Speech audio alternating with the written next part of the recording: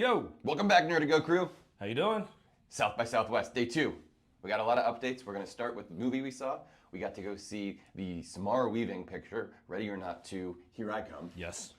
which was great. It had Elijah Wood. It had Sarah Jessica Parker. Sarah Michelle Gellar. Pardon me, I always do that. It had, Sean Hatosi, Catherine Newton. It was great. David Cronenberg. oh yeah, David Yeah. Cronenberg in a small but crucial role, which was Yes. a lot of fun. Very cool. And appropriately for that, it was a very bloody, but very funny kind of horror Yes. action romp.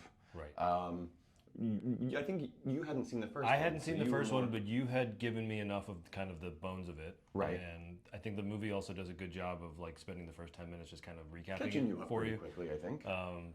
With her having to explain what happened to like her sister and things like that. But then once you're off to the races, it basically doesn't let up until the final 20 minutes or so, No. which kind of deliberately, and the director talked about that in the Q&A afterward, they kind of slow it down for the last act Right. to kind of build some kind of tension as because you don't know exactly what's going on. Someone's planning something, but you don't know what it is.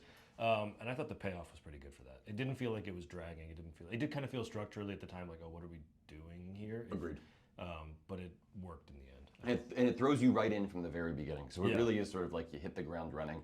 I think the two I keep calling hide and seek. The two Ready or Not movies, Yeah. I think now sort of stitched together to form like one kind of super narrative with this wedding at the beginning, kind of kicking the whole thing off, and then all the way through, like you said, till the stuff at the end where it kind of slows down for a minute, and then there's a little bit of a teaser with the Elijah Wood character. There's like a little whether or bit not we're there. gonna get a third. And I want to go back to what you were telling me about it before we saw the movie, which was Yes. 100% true, which is when it comes to like the Elijah Wood character and they have all these bylaws and there's all these families and there's a high council. all and this it's mythos. Very John Wick. Yeah. It's very like John, not in the sense that they're copying that mythology, but the way that it's kind of teased out as needed. You get the crumbs that are relevant to the story they're telling at the time. And if and when they do get to another one, they'll take one of those crumbs and tease it out into something new. Yeah, absolutely. Much in the same way that those early John Wick movies, especially the first one, First couple, yeah, for sure. did so much to like have the cool action gung fu stuff, Right. but then sort of put this interesting story about this world of action guys kind Exactly. of over top of it. This sort of does the same thing with a slasher picture and is like, okay, what is the interesting mythos behind why all these people really need to kill this girl? Right. And yeah, I thought this one did a great job. The same directors, same writer from the first one. Yeah. And yeah, it was fantastic. We had a great time.